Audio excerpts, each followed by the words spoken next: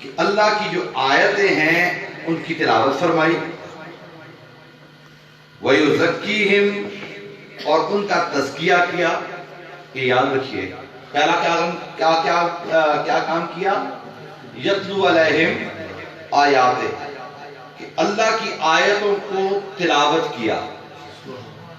دوسرا کام کیا وَيُزَكِّيهِمْ ان کا تزکیہ کیا. اور تیسرا ہے وَيُعَلِّمُهُمُ الْكِتَابَ وَالْحِكْمَةَ اللہ پاک نے ان لوگوں کو اپنے رسول کے ذریعے کتاب و حکمت کی تعلیم دی. ٹھیک ہے. اب اسی کے اندر تصوف، طریقت، ضرورت مرشد اسی آیت سے اخذ کیا جا سکتا ہے کہ کریم آقا علیہ السلام کو اللہ تعالیٰ نے جب اللہ نے اپنا احسان بنا کر مومنوں کے اندر بھیجا اور 3 کام رب نے بتائے.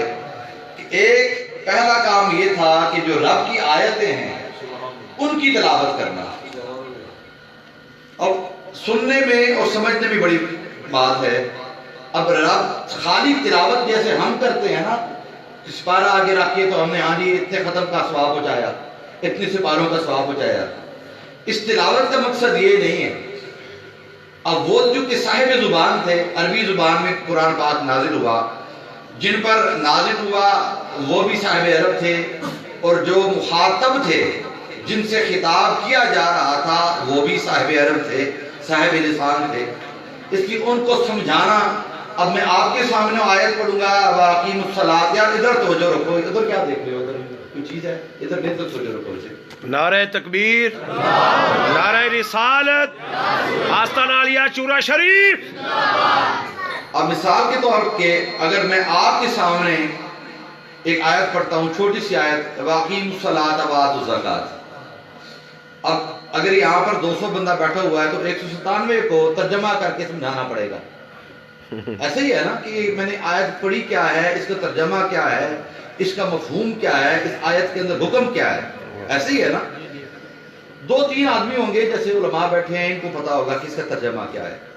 لیکن وہ چونکہ عرب کے لوگ تھے، جب میرے کریم آقا علیہ السلام قرآن کی تلاوت کرتے تھے تو بنیادی طور پہ جو قرآن کے اندر احکامات تھے وہ پڑھ کر ان لوگوں تک اللہ کا وہ پیغام پہنچاتے تھے کہ اللہ نے یہ احکامات دیے ہیں، اللہ نے تمہارے لیے یہ پیغام دیا ہے. اللہ کا دیا ہوا پیغام ان تلاوتوں کے اندر پوشیدہ تھا، پوشیدہ ہے. آپ کو سمجھ آئی؟ دیکھیں اب وہ میرا ذہن اب کھلتا چلا جا رہا ہے، میں کیا کروں، زیادہ جلدی تو نہیں ہے. اب دیکھیے جیسے اللہ پاک نے فرمایا وَالَّذِي أَرْسَلَ رَسُولَهُ بِالْهُدَىٰ وَدِينِ الْحَقِّ. ٹھیک ہے نا، کہ ہوا ضمیر ہے وہ اللہ، الذی جس نے، ٹھیک ہے، ہوا ضمیر ہے، الذی اس میں موصول ہے، والذی ارسل جس نے بھیجا، والذی ارسل وہ اللہ جس نے بھیجا، رسولہ بالہدیٰ ودین الحق اپنے رسول کو ہدایت اور دین حق کے ساتھ، ہدایت اور دین حق کے ساتھ. اور یہ ساری کی ساری ہدایت اور دین حق پوشیدہ ہے اللہ کے کلام کے اندر، اللہ کے قرآن کے اندر. بے شک. اچھا ایک مزے کی بات، علماء بیٹھے ہیں یہ ان کے لیے، اگر آپ بھی سمجھ آئیں آپ کو بھی مزہ آئے گا. اچھا ہوا اس میں ضمیر ہے، اس میں ضمیر ہے ہوا. اچھا اس کے اندر حضور یہ اس کے اندر نا ابہام ہے. اس کے اندر کیا ہے؟ ابہام سمجھتے ہیں نا، ایک چیز واضح نہیں ہے، کھل کے نہیں ہے، ظاہر نہیں ہے، واضح نہیں ہے. ہوا وہ اللہ، بھئی کون سا اللہ؟ ابہام ہے نا، واضح نہیں ہے کوئی چیز. اچھا الذی اس میں موصول ہے. الذی کا مطلب ہوتا ہے وہ جس نے، الذی کا مطلب ہوتا ہے جس نے، ہوا کا مطلب وہ، الذی جس نے، جس نے، بھئی کس نے، کس نے. اس کے اندر بھی ابہام ہے، اس کی بھی اندر وضاحت نہیں ہے، اس کے اندر بھی کوئی چیز کھل کے سامنے نہیں آئی. اچھا ہوا اس میں ضمیر، اس کے اندر بھی ابہام، واضح کوئی چیز نظر نہیں. الذی اس میں موصول، اس کے اندر بھی ابہام، کوئی چیز سامنے نہیں. اچھا ہوا کے اندر بھی ابہام ہے، الذی کے اندر بھی ابہام ہے. اچھا اس میں ضمیر کا ابہام تب ختم ہوتا ہے جب اس کا مرجع سامنے آ جائے. الذی اس میں موصول ہے، اس میں موصول کا ابہام تب ختم ہوتا ہے جب صلہ سامنے آ جائے. ہوا کے اندر ضمیر کے اندر بھی ابہام، الذی اس میں موصول کے اندر بھی ابہام. ان دونوں کا ابہام تب ختم ہوگا جب ہوا کا مرجع سامنے آ جائے گا، الذی کا اس میں موصول کا صلہ سامنے آ جائے گا. رب نے فرمایا ہوا وہ اللہ، کون سا اللہ؟ الذی جس نے رب فرماتا ہے ارسلہ رسولہ، جس نے اپنا رسول بھیجا. ارے رسول ہوا کا مرجع بن کر آ گیا، ابہام دور کر دیا. رسول الذی کا اس میں صلہ بن کر آ گیا، ابہام دور کر دیا. پتہ یہ چلا جب رسول آتا ہے سارے ابہام دور کر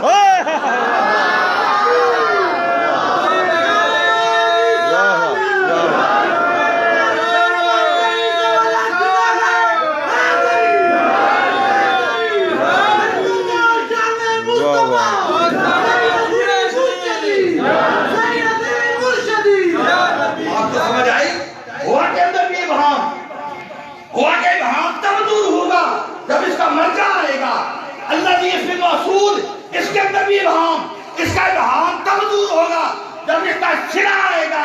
جب رب نے فرمایا نا والذی، وہ اللہ، ابہام تھا. کون سا اللہ؟ ہندوؤں کا اللہ، وہ بھی اللہ مانتے ہیں. کون سا اللہ؟ ابہام ہے. جب آ گیا ارسل رسولہ، وہ اللہ جس نے اپنا رسول بھیجا.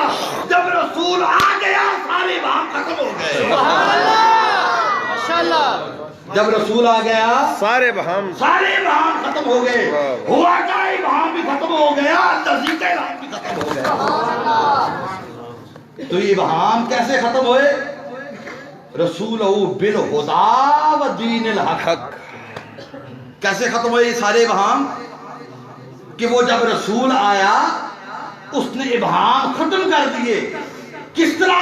بالہدی ودین الحق. وہ ایسے ہی نہیں آیا، وہ ساتھ. اب دیکھیں با کا مطلب ہوتا ہے ساتھ، خدا کا مطلب ہوتا ہے ہدایت. اب دیکھیں با جو ہے وہ ہدایت کے ساتھ ملی ہوئی ہے. با ہدایت کے ساتھ ملی ہوئی ہے. وہ ایسے ہی نہیں آیا، وہ آیا ہے تو ہدایت کو اپنے ساتھ لے کر آیا ہے. ہاں اس نے ابہام ایسے ختم کیا کہ ہدایت کو اپنے ساتھ لے کر آیا ہے، ہدایت کو اپنے ساتھ ملا کر لایا ہے. وہ دین الحق، اور اپنے ساتھ دین حق کو لے کر آیا. اب اختصار میں اس کو چھیڑوں گا تو بہت لمبی بحث ہے، بڑے اختصار کے ساتھ. اب یہ ہدایت کو اپنے ساتھ لے کر آیا اور دین حق کو اپنے ساتھ لے کر آیا. اب یہ ہدایت کیا ہے؟ ہدایت کیا ہے؟ قرآن کی پہلی آیت پڑھیں، الف لام میم ذالک الکتاب لا ریب فیہ ھدی للمتقین. سمجھ آ گیا؟ یہ ہدایت کیا ہے؟ وہ کیسے آیا؟ ارسل رسولہ بالہدی، وہ ہدایت کے ساتھ آیا ہے. تو ہدایت رب ہمیں سمجھ نہیں آئی کہ ہدایت سے مراد کیا ہے. اللہ پاک فرماتا ہے قرآن کھول سورہ بقرہ کی پہلی آیت نکال، ذالک الکتاب لا ریب فیہ، یہ وہ کتاب ہے جس میں کوئی شک نہیں ہے، عیب نہیں ہے. ھدی للمتقین، یہ کتاب ہدایت بن کر آئی ہے متقین کے لیے. اب سمجھ آئی؟ یتلو علیہم آیاتہ، وہ جب آیتیں تلاوت فرماتے تھے نا میرے آقا کے سامنے، وہ جب میرے آقا صحابہ کے سامنے تلاوت فرماتے تھے آیتیں، یتلو علیہم آیاتہ، ان کے سامنے قرآن کی آیتیں تلاوت فرماتے تھے. کیا کرتے تھے؟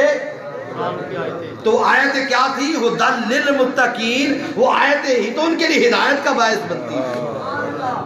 تو ہدایت کہاں پر پوشیدہ ہے؟ قرآن کی آیتوں میں. اور قرآن کی آیتوں میں دوسری چیز کیا ہے؟ وہ دین الحق. جو دین حق ہے نا دوستو، وہ اس قرآن کے اندر ہے. وہ کہاں ہے؟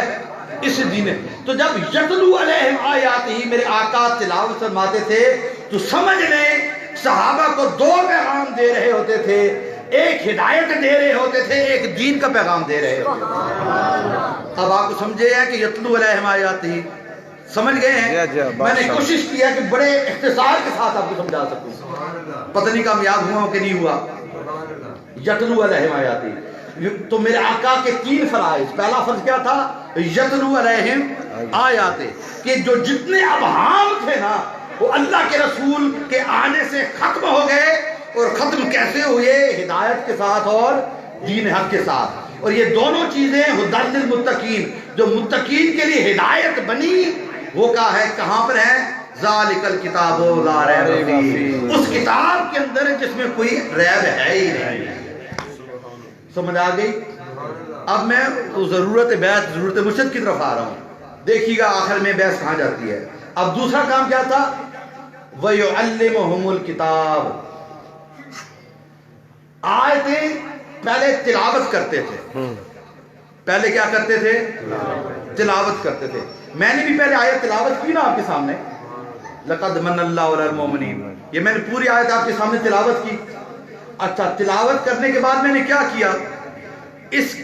اس قرآن کی آیت کے اندر جو اللہ پاک نے علم کے معارف رکھے ہیں، علم کے جو خزانے رکھے ہیں، علوم کے جو اسرار کے جو سمندر اللہ تعالیٰ نے پوشیدہ رکھے ہیں، ان میں سے بزرگوں کے جوڑے اٹھانے کے صدقے جو ایک ذرہ مجھے ملا ہے، میں نے اس کی تعلیم آپ کے سامنے رکھ دی۔ ٹھیک ہے، سمجھ آ گئی ہے؟ پہلے کیا کیا؟ یتلو علیہم آیاتی، اس اللہ کی جو آیت ہے اس کی تلاوت کی آپ کے سامنے۔ تلاوت کرنے کے بعد وَيُعَلِّمُهُمُ الْكِتَابَ، اس کتاب کی اس آیت کے اندر جو علوم و معارف کے خزانے چھپے ہوئی ہیں، ان میں سے ایک چھوٹا سا ذرہ میں نے اٹھا کر آپ کے سامنے پیش کیا۔ یہ میں نے کیا کیا؟ کتاب و حکمت کی وہ تعلیم آپ کے سامنے رکھی۔ یہ دو فریضے ہو گئے، ٹھیک ہے۔ تیسرا کیا ہے؟ وَيُزَكِّيهِمْ، کیا ہے؟ وَيُزَكِّيهِمْ، رسول نے تیسرا کام کیا کیا؟ اس کا مقصد کیا تھا؟ کہ اللہ تعالیٰ کے رسول کے آنے سے یتلو علیہم آیاتہ وَيُعَلِّمُهُمُ الْكِتَابَ وَيُزَكِّيهِمْ، وہ رسول ان کا تزکیہ نفس کر دے گا۔ مضارع کا صیغہ ہے وَيُزَكِّيهِمْ، مضارع کا صیغہ ہے، اور علماء بیٹھے سے پوچھے مضارع کے اندر حال بھی پوشیدہ ہوتا ہے اور مستقبل بھی ہوتا ہے۔ بے شک اردو میں تین ہوتے ہیں نا، انگلش میں ایسے ہے نا، پاسٹ، فیوچر اور حال کو کیا کہتے ہیں بلا؟ پریزنٹ۔ شاباش، آپ کے امتحان بھی ہو گیا ہے۔ حال فعل ماضی، حال مستقبل۔ لیکن عربی زبان میں سن لیں، گرامر میں ایک فعل ماضی ہوتا ہے، ایک مضارع، دو ہوتے ہیں، ایک فعل ماضی، ایک مضارع۔ ماضی تو آپ سمجھ لیں ہیں۔ اچھا، مضارع کے اندر ایک ہی صیغے میں حال بھی موجود ہوتا ہے اور مستقبل بھی موجود ہوتا ہے۔ جب اللہ نے فرمایا نا وَيُزَكِّيهِمْ، اب اس کا ترجمہ اگر میں کہوں کہ وہ رسول وَيُزَكِّيهِمْ ان کا تزکیہ کرتا ہے، یہ بھی درست ہے۔ وَيُزَكِّيهِمْ، وہ رسول تزکیہ کرے گا، یہ بھی درست ہے۔ تو خدا نے بتا دیا کہ جس رسول کو میں بھیج رہا ہوں، لوگوں سنو، جو اس رسول کا غلام بن جائے گا، وہ جب ظاہری طور پر دنیا میں رہے گا تزکیہ پھر بھی کرے گا، اور جو اس کے دامن کے ساتھ وابستہ ہو جائے گا، گنبد خضرا کا مکین، قیامت تک لوگوں تمہارا تزکیہ کرتا رہے گا۔ نعرہ تکبیر، نعرہ رسالت، نعرہ تحقیق، آستانہ عالیہ چورا شریف، آستانہ عالیہ چورا شریف۔ وہ قیامت تک مومنوں تمہارا تزکیہ کرتا رہے گا۔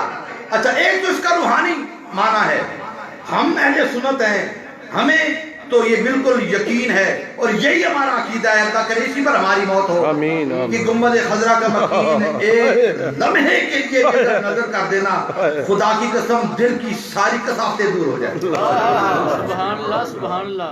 ماشاءاللہ. ہم تو اسی لیے ہر وقت ہاتھ اٹھا کر کہتے ہیں یا رسول اللہ انظر یا حبیب اللہ اسمع قالنا اننی فی بحر غم مغرق خذ یدی ساحل لنا اشقالنا.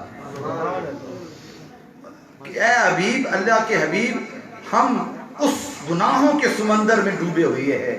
خذ یدی ساحل لنا اشقالنا. اے اللہ کے حبیب، جب تو ہمارا ہاتھ پکڑ لے گا نا تو ہم گناہوں کے سمندر سے نکل کر نور کی وادیوں میں پہنچ جائیں گے.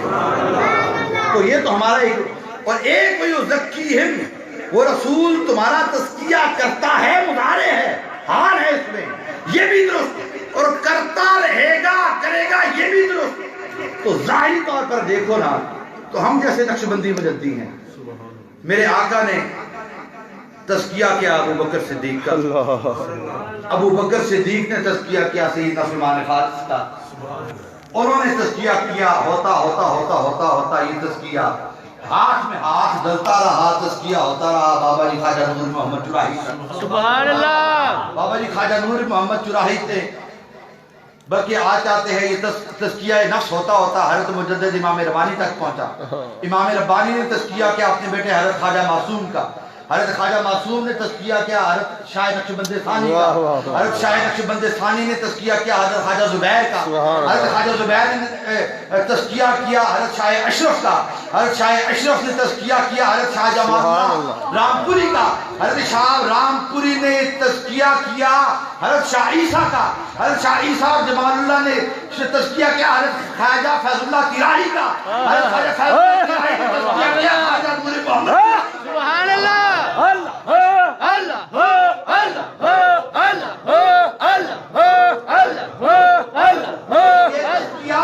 میرے آقا نے ابو بکر صدیق کا کیا، چلتا چلتا خواجہ نور محمد چراہی تک آ گیا. اور آج تک یہ آباد خدا رکھے ساقی طرح میں خانہ. آمین. اور یہ میں خانہ جب تک رہے گا تزکیہ ہوتا چلا جائے گا، تزکیہ ہوتا چلا جائے گا. تو آج بھی اگر کسی کے ہاتھ میں دے کر کوئی تزکیہ نفس کرواتا ہے اور کوئی صاحب نظر اس کا تزکیہ کرتا ہے تو یہ تزکیہ سٹارٹ کہاں سے ہوا ہے؟ گنبد خضرا کے مکین سے شروع ہوا ہے. تو وہی زکی کا معنی آج بھی اپنے الفاظ اور معنی کے ساتھ زندہ ہے. بے شک بے شک. تو یہ تین مقاصد اللہ تبارک تعالیٰ نے قرآن مجید کے اندر اپنے محبوب کو بھیج کر بیان کیے. اب یہ سمجھ آ گئی. اچھا اب یہی میرے دوستو ضرورت مرشد میں پہلے بعد میں بیان کرتا ہوں، پہلے میں بتاؤں یہی اوصاف مرشد ہے. یہی کیا ہے؟ اوصاف مرشد. آج کل ہر کاواں والی سرکار، مرچاں والی سرکار، ٹلیاں والی سرکار، نانگے سرکار، ڈالیوں والی سرکار، یہ سارے بدبودار نام آج کل ہماری سرکاریں بن جاتی ہیں. میرے ابا جی فرماتے ہوتے تھے حضرت کہ جس کا نام اتنا غلیظ اور گندا ہے اس کی شخصیت کتنی غلیظ اور گندی ہوگی. نانگا سرکار ہیں جس کو شریعت کا پتہ نہیں، اس نے کسی کا تزکیہ کیا کرنا ہے، وہ تو خود غلیظ اور بدبودار آدمی ہے. تو اوصاف مرشد پہلے آپ کو بتا دوں، ضرورت مرشد بعد میں بتاتا ہوں، وہ بہت چھوٹی سی ہے، ایک لائن میں بتا دوں گا. سب سے پہلے دیکھیں جس کے ہاتھ میں ہاتھ دینا ہے، جس کو اپنا مرشد بنانا ہے. اور دوستو مرشد بنانا کوئی آسان کام نہیں ہوتا، مرید بننا کوئی آسان کام نہیں ہوتا. میں لوگوں کو کہتا ہوں، لوگ کہتے ہیں پیر نہیں ملتے، میں کہتا ہوں مرید نہیں ملتے. پیر مل جاتے ہیں، مرید نہیں ملتے. میرے امام ربانی مجدد الفسانی فرماتے ہیں سنو، مرید وہ ہوتا ہے کہ جس طرح مردہ غسال کے سامنے لیٹ جاتا ہے، مردہ غسال کس کو کہتے ہیں؟ غسل دینے والا. جب مردے کو غسل دیا جاتا ہے نا تو جس طرح مردہ غسل دینے والے کے سامنے بے بس ہو جاتا ہے، اصل مرید وہ ہوتا ہے کہ وہ مردہ بن کر اپنے مرشد کے سامنے لیٹ جاتا ہے. وہ تو اپنے آپ کو اپنے مرشد کے سامنے مردہ خبر کرے، وہ کہے کہ میرا ہاتھ اٹھائے گا مرشد اٹھائے گا، میرا ہاتھ نیچے رکھے گا تو مرشد نیچے رکھے گا، مرشد میرا کروٹ بدلے گا میں بدل دوں گا، نیچے رکھے گا نیچے ہو جائے گا. مرشد مجھے دھوئے گا میں صاف ہو جاؤں گا، مرشد مجھے نہیں دھوئے گا تو پلید رہ جاؤں گا. تو مرید وہ ہوتا ہے جو مردہ بن جائے اپنے مرشد کے سامنے. اپنی مرضی نہ دکھائے، اپنی منمانی نہ دکھائے، اپنی خواہش نہ دکھائے، اپنی رضامندی نہ دکھائے. مرشد جس حال میں رکھے اس حال میں جو راضی رہ جائے وہ مرید ہوتا ہے. مرشد جس حال میں رکھے اس حال میں جو راضی رہ جائے وہ مرید ہوتا ہے. سمجھ آئی آپ کو بات؟ بڑا شکوہ ہوتا ہے پیر نہیں ملتے. میں کہتا ہوں پیر بڑے مل جاتے ہیں، مرید نہیں ملتے. ہے کیوں مرید آج اس جیسا؟ ہے کیوں مرید؟ حضرت داتا علی حجویری رحمۃ اللہ تعالیٰ علیہ کشف المعجوب پڑھ کر دیکھیں. وہ فرماتے ہیں کہ اگر تم نے صوفی بننا ہے، اگر تم نے صوفی بننا ہے تو کائنات کا پہلا صوفی اور پہلا مرید ابوبکر صدیق ہے. یہ کس نے کہا بلا؟ داتا علی حجویری کشف المعجوب میں. اگر کسی کے پاس ہے تو میں آپ کو دکھا دیتا ہوں. ان صفا صفت الصدیق. آج فرمایا جو تصوف ہے نا، جو صوفیزم ہے، اس کی تعریف اگر کسی پر کما حقہ پوری آ سکتی ہے وہ شخصیت ابوبکر صدیق کی شخصیت. وہ کس کی شخصیت ہے؟ ابوبکر صدیق کی شخصیت ہے. ابوبکر صدیق سے میرے آقا نے ایک دفعہ مسجد نبی میں پوچھا. میرے آقا نے سوال کیا اپنی اپنی خواہش بتاؤ، اپنی اپنی. اب اسی کے اندر اب میں مرشد بتاتا ہوں. اب سنیے مرید کون ہوتا ہے اور مرید کیسا ہوتا ہے اور مرید کی خواہش کیا ہوتی ہے. سنیے ذرا. میرے آقا نے اپنے مرید اول ابوبکر صدیق سے پوچھا ابوبکر اپنی خواہش بتاؤ. ابوبکر کہنے لگے یا رسول اللہ 3 خواہشیں ہیں. کتنی خواہشیں ہیں؟ 3 خواہشیں ہیں. پہلی خواہش آپ نے بتائی یا رسول اللہ میرے پاس جتنی دولت ہے ساری کی ساری آپ پر لٹا. لٹائی کہ نہیں؟ پتا ہے نا میرے ابوبکر کے پاس جو کچھ تھا کہاں لٹا دیا. جب حضرت بلال کو خریدا نا، جب حضرت بلال کو خریدا ابوبکر صدیق رضی اللہ تعالیٰ عنہ نے، غلام تھے وہ، آپ نے قصہ سارا سنا ہوا ہے. تو جب حضرت بلال کو خرید کر ابوبکر صدیق واپس آئے تو ان کے جو والد گرامی تھے نا حضرت ابو قحافہ، وہ بھی نابینا تھے. آپ کو پتا ہے وہ نابینا تھے، ابھی مسلمان نہیں ہوئے تھے. تو حضرت کسی نے آ کر ان کے کان میں یہ بات ڈال دی، ان کے کان میں یہ بات ڈال دی کہ ابو قحافہ یہ تمہارا بیٹا ہے نا یہ بڑا پاگل ہے. جتنی دولت ہے، اور وہ بکر اس وقت کے بہت بڑے رئیس تھے، یہ بڑا پاگل ہے، اس نے جتنی دولت کمائی ہے نا ساری کی ساری وہ غریب، نادار، مفلوق الحال، بے بس، بے کس غلاموں کو آزاد کرواتا رہتا ہے اور ساری دولت ان پر لٹاتا رہتا ہے. کیا کرتا ہے؟ ساری دولت کدھر لٹا دیتا ہے؟ جو آپ جن کو آپ کہتے ہیں کمی کسان، جن کو بندہ سیدھے ہاتھ نہیں ملاتا، جو غلام ہوتے تھے ان کی دیکھو جو غلام ہے اس بیچارے کی ایک سوشل جو پرسنالٹی ہوگی وہ کیا ہوگی، اس کا کیا وقت ہوگی. ابو قحافہ بیٹھے ہوئے تھے، ابو بکر صدیق آئے اور حضرت بلال کو انہوں نے بہت بڑی رقم دے کر چھڑوایا تھا، بہت بڑی رقم دے کر. جب حضرت ابو بکر صدیق آئے تو ابو قحافہ کہنے لگے بیٹے میرے پاس آؤ. جی ابا جی یہ تم کیا کر رہے ہو؟ اتنی دولت ان غریبوں پر لٹا رہے ہو، ان مسکینوں پر لٹا رہے ہو، ان نادار لوگوں پر لٹا رہے ہو، ان غلاموں کو آزاد کرانے پر لٹا رہے ہو.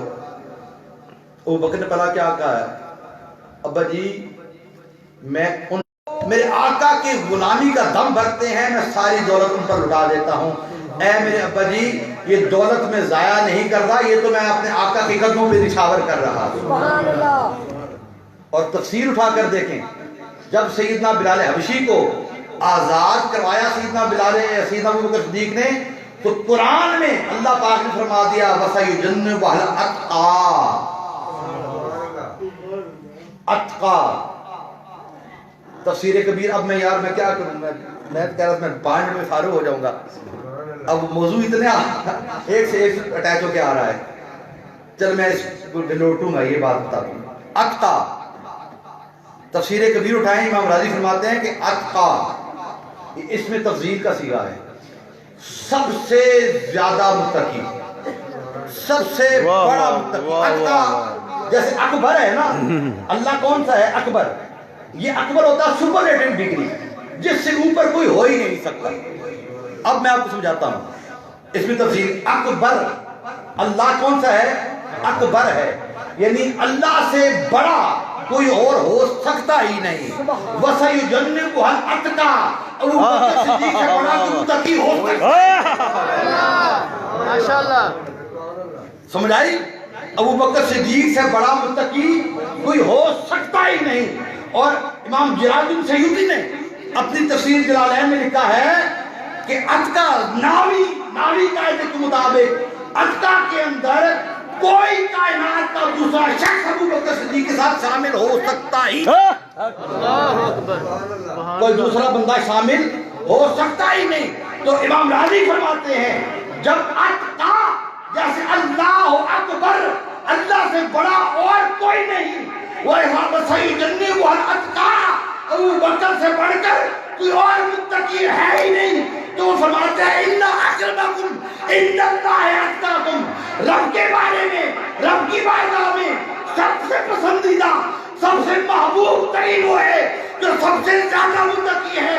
تو جب اللہ کے رسول کے غلاموں میں جب اتقا ابو بکر ہے تو سمجھ میں سب سے بڑا فضیلت والا بھی ابو بکر ہے. تکبیر. نعرہ رسالت.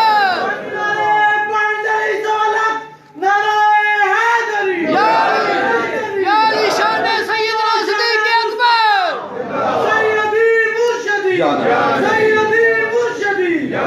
اب میں اس موضوع کو سمیٹتا ہوں واپس آتا ہوں اس کو سمیٹ کر واپس آتا ہوں.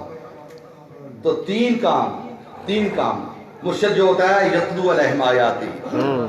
پہلی اس کی صفت یہ ہے کہ قرآن پاک کی آیت لائے درس قرآن دے قرآن کا درس دے قرآن کی آیتوں کو کھول کر وَيُعَلِّمُهُمُ الْكِتَابَ ان کی تعلیم لوگوں تک پہنچائے. اب مجھے بتائیں جس بندے کو سیدھی الحمد شریف پڑھنی نہیں آتی کیا وہ پیر بن سکتا ہے؟ نہیں.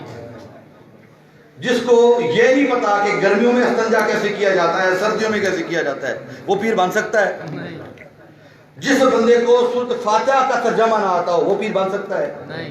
تو مرشد کے اندر یہ تین اوصاف یاد رکھیں. کدھر گیا صداقت مجھے چھیڑ کے؟ وہ بیٹھے ہوئے. ہاں سمجھ آئی. سب سے پہلے مرشد کے اوصاف سنیے. مرشد کے اندر یہ تین اوصاف ہونے چاہیے کہ یتلو علیہم آیاتہ اللہ کا قرآن پڑھنا جانتا ہوں. ماشاءاللہ.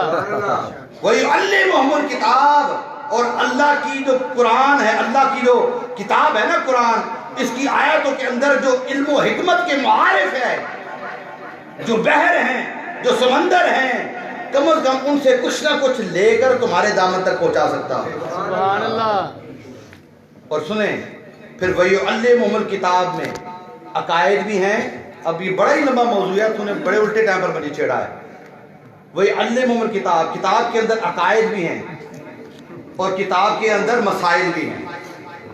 سمجھ آئی. ان الذین آمنوا وعملوا الصالحات ایمان وعملوا الصالحات ایمان کا تعلق عقیدے کے ساتھ ہے عمل صالحہ کا تعلق فقہ کے ساتھ ہے مسائل کے ساتھ ہے. تو شیخ پیر اس کو ہونا چاہیے بیعت اس کو کرنی چاہیے جس کو وَيُعَلِّمُ الْكِتاب اس کتاب کے اندر جو عقائد ہیں اصل عقائد ہیں ان کا بھی ادراک ہونا چاہیے اور جو مسائل فقہ ہیں ان کا بھی ادراک ہونا چاہیے. اس کو پتا ہو نماز کے فرائض کون سے ہیں وجہ اس کے اندر واجبات کون سے ہیں وضو کے فرائض کون سے ہیں اس کے اندر سنتیں کتنی ہیں نکاح کیسے کیا جاتا ہے طلاق کیسے کی جاتی ہے. سمجھ آئیے کہ نہیں. تو سب سے پہلے شیخ کے اندر یہ چیز ہو. اور پھر آخری چیز وَيُزَكِّيهِمْ وہ خود کسی اللہ کے نیک بندے کے قدموں میں بیٹھ کر اپنا تزکیہ کروا چکا ہو.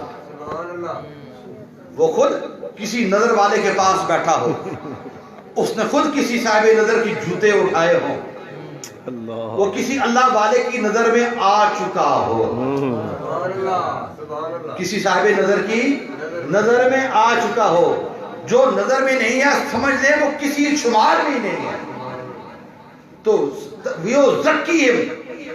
اب حضرت ایک اور مسئلہ آپ کو بتاؤں. ایک بات بڑی آج کل سوشل میڈیا پہ کی جاتی ہے جی میرے ماں باپ زندہ ہے میں کیوں کسی کا بیعت ہو.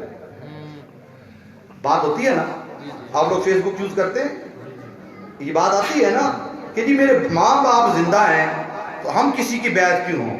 میں کہتا ہوں جاؤ اپنے باپ سے کہو کہ سورہ بقرہ کی تفسیر تو میرے اس کر کے دکھا دی. ٹھیک ہے, ابو جان سے کہو نکاح کے مسئلے تمہیں سکھائے, ابا جان سے کہو طلاق کے مسئلے تمہیں سکھائے, ابا جان کو کہو کہ حج کے فرائض تمہیں سکھائے, ابا جان کو کہو کہ روزے کے مسئلے تمہیں سکھائے. کیا ہر ابا جی اس معیار پر پورے اترتے ہیں؟ بڑی بات کی جاتی ہے, نہیں جی ہمارے باپ زندہ ہے, ہماری ماں زندہ ہے, ہم وہی میرے مرشد ہیں. اور بھائی ماں باپ کی دعا سے بڑی دعا کسی کی نہیں ہو سکتی, لیکن یاد رکھیں مرشد دعا کے لیے نہیں ہوتا, مرشد دوا کے لیے ہوتا ہے. مرشد دعا کے لیے نہیں ہوتا, مرشد کس لیے ہوتا ہے؟ دوا کے لیے ہوتا ہے. یاد رکھیں ایک جسمانی بیماری ہوتی ہے, ایک روحانی بیماری ہوتی ہے. جب جسم بیمار ہو جائے نا تو آپ حکیم کے پاس جاتے ہیں, ڈاکٹر کے پاس جاتے ہیں. جب روح بیمار ہو جائے پھر آپ مرشد کے پاس جاتے ہیں. تو جو روح کی بیماری ہے اس کی دوا کون کرتا ہے؟ مرشد کرتا ہے. تو دعا ماں باپ سے لے لیا کرو, مگر دوا کے لیے تمہیں مرشد کی ضرورت ہوگی. کس کی ضرورت ہوگی؟ مرشد کی ضرورت. اور ہدایت وہی دے سکتا ہے دوستو جو خود ہدایت یافتہ ہو, جو خود ہدایت یافتہ ہو, جس کے اندر خود ابھی تکبر ہے, جس کے خود ابھی اندر خود غرور ہے, جس کے خود ابھی دولت اور دنیا کی لالچ ہے, وہ تمہیں ہدایت نہیں دے سکتا. 2 کروڑ کی گاڑی پر بیٹھ کر آپ کسی سے کہیں 10 کروڑ کا بنگلہ لے کر آپ کسی سے کہیں کہ نہیں دنیا بڑی پلیت ہے, دنیا سے دور رہا کرو, یہ ڈرامہ ہے میرے سوڑے ہوں, یہ ڈرامہ ہے. یہاں سے آپ کو پھنسانے کے طریقے ہیں, سمجھ آئی کہ نہیں؟ ہاں, سب سے پہلی چیز بیٹا انسان کا کردار ہوتا ہے. ہم بڑی عجیب سی قوم ہیں, وہ جی فلاں مقرر نے تقریر بڑی اچھی کی, پیر رسول اللہ شاہ نے باتیں بڑی اچھی کی, چلو ان کی مرید ہو جائے. خدا کا واسطہ ہے باتیں سن کرنا کسی کا فین بن مت. یہ عمران خان جب اٹھتا تھا نا میں سارے دنیا کو بتاتا تھا یہ جھوٹ بول رہا ہے, میں ساری دنیا کو حضور بتاتا تھا یہ جھوٹا انسان ہے, اس کے فریب میں مت آئے, اس کی شکل ہی جھوٹوں والی ہے. اچھا لوگ مجھ سے لڑ پڑتے تھے, یقین کریں پتہ نہیں کسی کو برا لگ رہا ہو, میں حقیقت بتا رہا ہوں. لوگ مجھ سے لڑ پڑتے تھے, گالیاں بھی دے دیتے تھے. خدا کی قسم مسجد میں بیٹھا ہوں آج ہر دن 20-25 میسج آتے ہیں, وہ لوگ معافیا مانگ رہے ہوتے ہیں. تو ہم کیا کرتے ہیں جھوٹے دعووں پر, نا فوری کی جھوٹی کرامتوں پر. اچھا جھوٹی کرامتیں لوگوں نے, پیروں نے, یقین کریں کہ پیسوں پر بندے رکھے ہوتے ہیں, 20-20 ہزار پر بندے رکھے ہوتے ہیں پیروں نے, کہ آپ نے ہم سے جانے سے پہلے 50-100 بندوں کو یہ جھوٹی کرامتیں سنانی ہیں, 10 تو پھنسیں گے نا ان میں سے.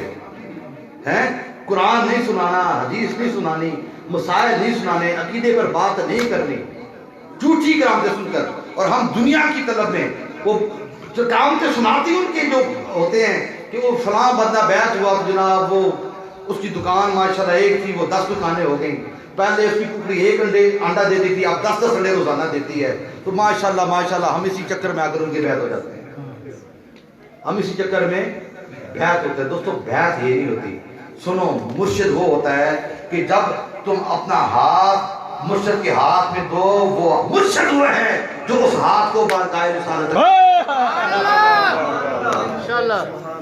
وہ اس ہاتھ کو بارگاہ رسالت تک پہنچا سکے. مرشد وہ ہوتا ہے, اور وہ ہاتھ بارگاہ رسالت تک کیسے جاتا ہے؟ وہ تمہیں نماز کا پابند کرائے گا, وہ تمہیں جھوٹ سے بچائے گا, وہ تمہیں والدین کا ادب سکھائے گا, وہ تمہیں حلال رزق کمانے کے طریقے سکھائے گا. وہ مرشد کس طرح تمہارا ہاتھ بارگاہ رسالت تک پہنچائے گا, وہ تمہیں بتا دے گا کہ دنیا میں جو کر رہے ہو آخر میں اس کا حساب دینا پڑے گا. وہ خدا کا خوف لے کر آئے گا تمہارے دل میں, وہ اللہ کے رسول کی محبت لے کر آئے گا, وہ دنیا کی ہر غلامی سے اٹھا کر تمہیں گنبد خضرا کا غلام.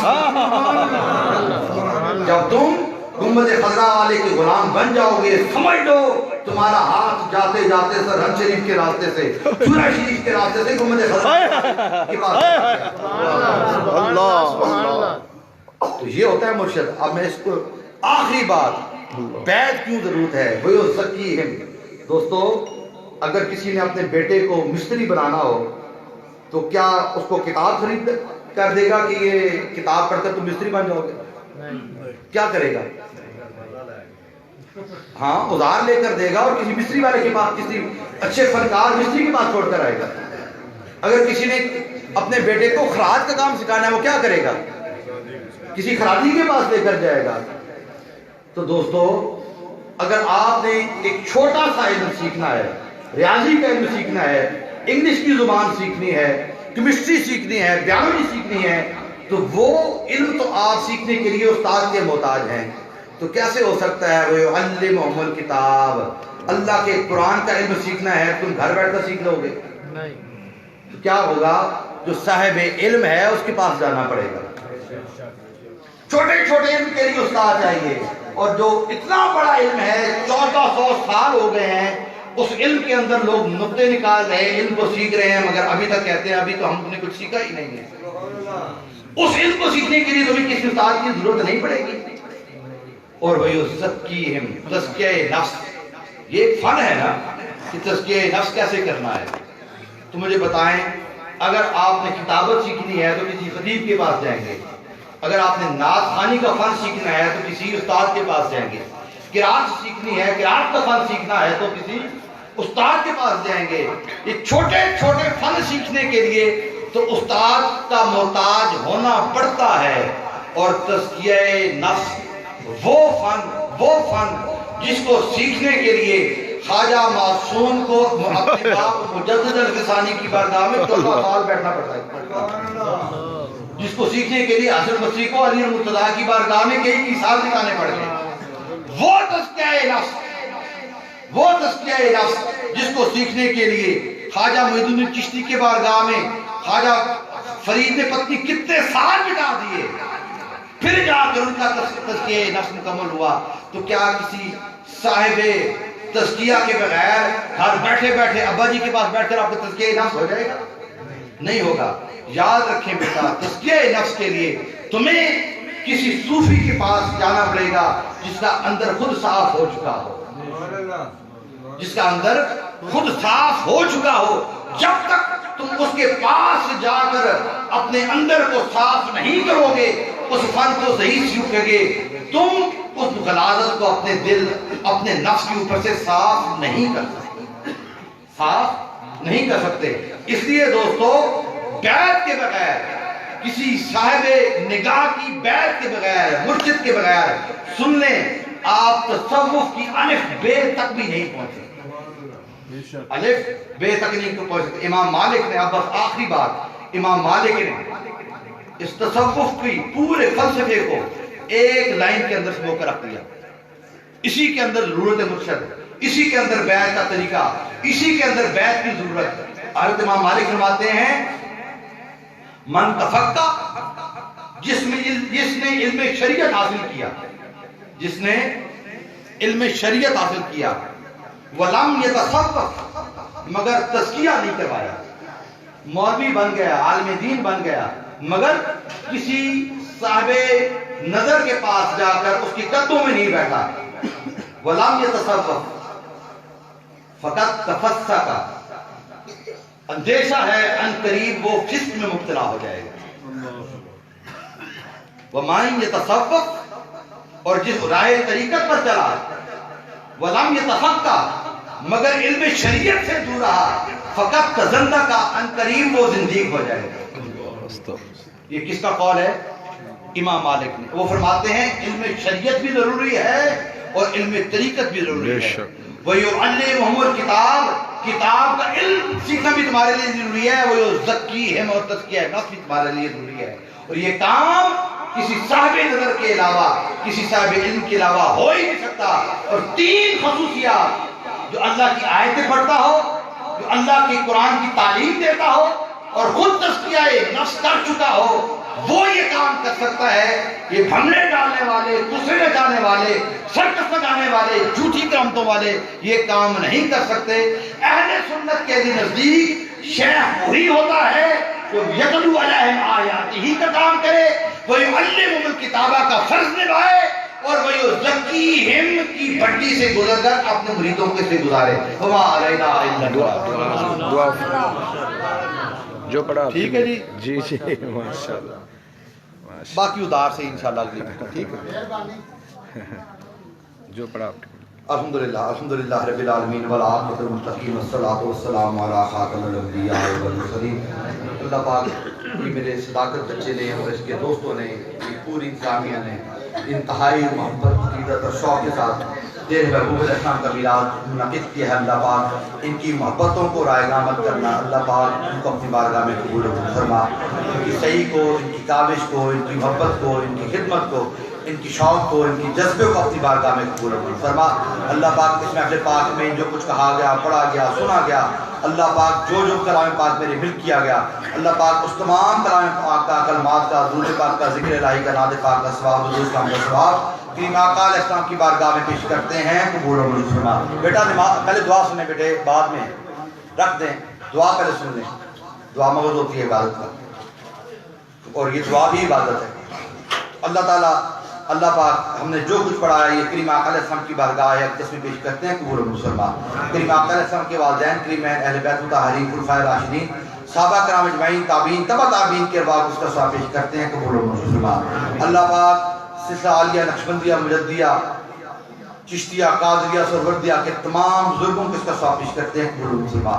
تمام علماء، صلحاء، شہداء، نبیین، صدیقین، صالحین کے بعد اس کا ثواب پیش کرتے ہیں، قبول و منظور فرما۔ حاضرین محفل میں جن کے والدین، عزیز و اقارب، بہن بھائی، رشتہ دار، بچے اس دنیا سے رخصت ہو چکے ہیں، ان تمام کو اس کا ثواب پیش کرتے ہیں، قبول و منظور فرما۔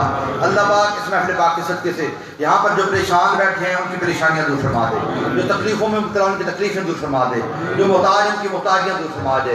اللہ پاک جو بے روزگار ان کو روزگار نصیب فرما دے، جو بے ہدایت ہے ان کو ہدایت نصیب فرما دے، جو بے اولاد ان کو اولاد نصیب فرما دے۔ اللہ پاک تمام کی قلبی، ذہنی، جسمانی بیماریاں دور فرما دے۔